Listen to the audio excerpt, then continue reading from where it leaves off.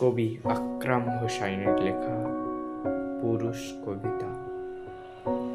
পুরুষ পুরুষ হয়ে জন্ম আমার, নিজের নাই কিছু, নিজের ভালো জব্দ করি অন্যজনের পিছু।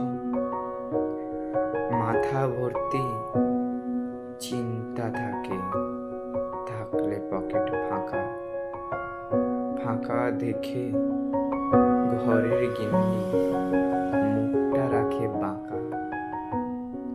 টাকা ছাড়া পুরুষ যেন মৃত লাশের মানব। পাড়া পড়শি ঘরের গিন্নি হয়ে ওঠে দানব। দুঃখ জরা কষ্ট সবই জুটল এ কপালে, উত্তরাধিকার সূত্রে ভাগ্যটা পাবে আমার ছেলে। পুরুষের জীবন ঠিক এমনই, যখন ধন সমৃদ্ধ আছে তোমার পাশে সকলে আছে, কিন্তু যখন কিচ্ছুই নেই তোমার পাশে কেউ নেই।